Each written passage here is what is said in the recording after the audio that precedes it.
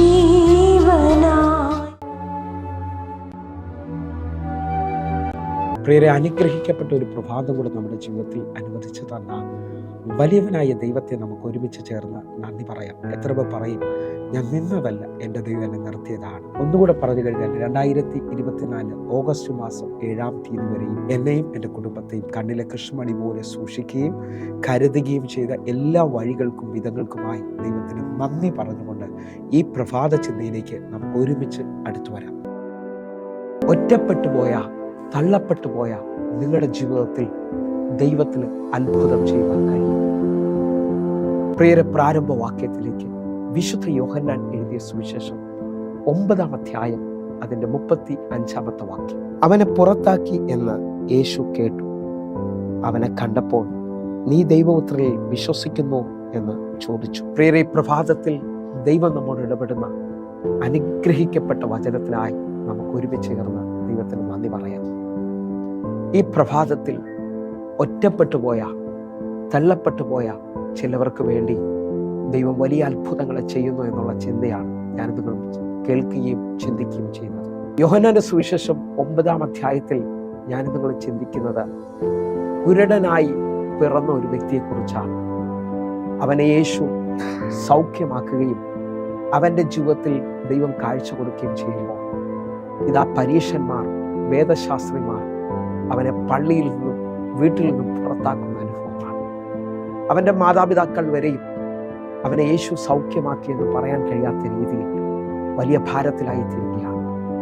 എന്നാൽ യേശു കർത്താവ് അവനെ സൗഖ്യമാക്കിയിട്ട് യേശു കർത്താവ് ഇതാ മറ്റു കാര്യങ്ങളിലേക്ക് മുമ്പോട്ട് പോകുമ്പോൾ അവൻ്റെ സൗഖ്യത്തെ തുടർന്ന് പരീശന്മാർ പാപികൾക്ക് എങ്ങനെ സൗഖ്യം വരുമെന്നുള്ളതും അനവധി ചോദ്യങ്ങളുമായിട്ട് വന്ന് അവനെ പള്ളിയിൽ നിന്ന് പുറത്താക്കുന്ന അനുഭവമുണ്ട്.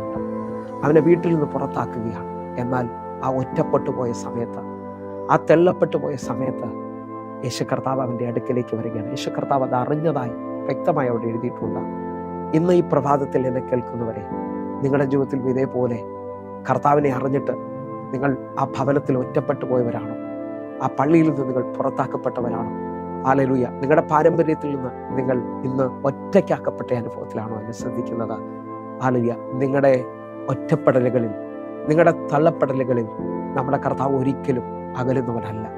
നമ്മുടെ കർത്താവ് ഹല്ലേലൂയ ആ സമയത്ത് മറ്റാരെക്കാളും അടുത്ത് നിങ്ങളുടെയും എൻ്റെ അടുക്കലേക്ക് അടുത്തു വരുന്നവരാണ്. കാരണം യെശയ്യാ പ്രവാചകന്റെ പുസ്തകം 49-ാം അധ്യായം അതിൻ്റെ 15-ാമത്തെ വാക്യം പറയുന്നു, ഒരു സ്ത്രീ തൻ്റെ കുഞ്ഞിനെ മറക്കുമോ? താൻ പ്രസവിച്ച മകനോട് കരുണ തോന്നാതിരിക്കുമോ?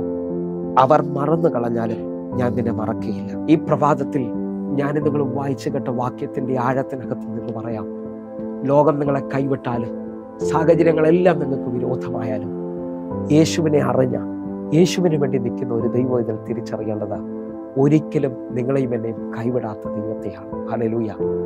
ഞാനോ ലോകത്തിൻ്റെ അവസാനത്തോളം എല്ലാ നാളും നിങ്ങളുടെ കൂടെ ഉണ്ടായിരിക്കുമെന്ന് പറഞ്ഞ, എല്ലായ്പ്പോഴും കൈവിടാതെ കൂടെ നിൽക്കാമെന്ന് പറഞ്ഞ ആ വലിയവനായ ദൈവത്തെയാണ്. ഒരമ്മയ്ക്കോ അപ്പനോ ലോകത്തിൽ ഒരു ബന്ധങ്ങൾക്കും പറയാൻ പറ്റാത്ത രീതിയിൽ ഒറ്റപ്പെട്ടു പോകുന്ന അനുഭവത്തിനകത്ത്, ഹല്ലേലൂയ, ആശുപത്രി കിടക്കയിൽ, ICUയിൽ, വെന്റിലേറ്ററിലൊന്നും വേറെ ആർക്കും നമ്മുടെ കൂടെ കടന്നു വരാൻ കഴിയത്തില്ല. ഹല്ലേലൂയ. വലിയ ഓഫീസുകളിൽ ചെല്ലുമ്പോൾ ഒരുപക്ഷെ നിങ്ങളെ സഹായിക്കാമെന്ന് പറഞ്ഞ് ആർക്കും നിങ്ങളുടെ കൂടെ വരാൻ പറ്റത്തില്ല. പക്ഷേ എൻ്റെ കർത്താവ് പറയുന്നു, നിങ്ങളുടെ ഒറ്റപ്പെടലുകളിൽ, നിങ്ങളുടെ തള്ളപ്പെടലുകളിൽ, നിങ്ങളുടെ വേദനകളിൽ കർത്താവ് കൂടെ വരുവാൻ തയ്യാറാണ്. ഹല്ലേലൂയ. യോഹന്നാന്റെ സുവിശേഷം 5-ാം അധ്യായം അതിൻ്റെ 6-ാമത്തെ വാക്യം ശ്രദ്ധിക്കാമെങ്കിൽ നമുക്ക് കാണാം, 38 വർഷമായി കുളക്കടവിൽ ഒറ്റയ്ക്കാക്കപ്പെട്ടതുപോലെ അല്ലെങ്കിൽ അവൻ്റെ ബന്ധുക്കാരെല്ലാം മാറി, അവൻ്റെ വേണ്ടപ്പെട്ടവരെല്ലാം മാറി, ഇന്നവൻ സൗഖ്യം ലഭിക്കുമെന്ന് അറിയാൻ കഴിയാതെ അല്ലെങ്കിൽ ലോകക്കാരെല്ലാം പറയുന്നു ഇവന് മാത്രം സൗഖ്യം ലഭിക്കത്തില്ല എന്ന് പറയുമ്പോൾ യോഹന്നാന്റെ സുവിശേഷം 5-ാം അധ്യായം അതിൻ്റെ 6-ാമത്തെ വാക്യം കൂടെ നമുക്ക് ഒരുമിച്ച് വായിക്കാം. അവൻ കിടക്കുന്നത് യേശു കണ്ടു. ഇങ്ങനെ ഏറിയ കാലമായി ഇരിക്കുന്നു എന്ന് അറിഞ്ഞ് നിനക്ക് സൗഖ്യമാകാൻ മനസ്സുണ്ടോ എന്ന് അവനോട് ചോദിച്ചു. അവൻ കിടക്കുന്നത് യേശു കണ്ടു. ഇങ്ങനെ ഏറിയ കാലമായി ഒറ്റയ്ക്ക് കിടക്കുന്നത് യേശു അറിഞ്ഞു. ഈ പ്രഭാതത്തിൽ എന്നെ ശ്രദ്ധിക്കുന്നവരെ, മറ്റാരും നിങ്ങളുടെ അവസ്ഥ അറിഞ്ഞില്ലല്ലോ. നിങ്ങളുടെ അവസ്ഥ അറിയുന്ന, നിങ്ങളുടെ കാര്യങ്ങൾ മൊത്തം മനസ്സിലാക്കുന്ന ഒരു ദൈവമുണ്ട്. ആ ദൈവം ഒരിക്കലും നിന്നെ തള്ളിക്കളയത്തില്ല. ഹല്ലേലൂയ. ഞാൻ നിങ്ങൾ വായിച്ചു കേട്ട കുറിവാക്യം മറക്കരുത്. ആ കുരുടനായ മനുഷ്യൻ യേശു സൗഖ്യമാക്കിയ മൂലം അവൻ വീട്ടിൽ നിന്ന് പുറത്താക്കപ്പെട്ടു, അല്ലെങ്കിൽ സഭയിൽ നിന്ന്, ആ പള്ളിയിൽ നിന്ന് പുറത്താക്കപ്പെട്ടു.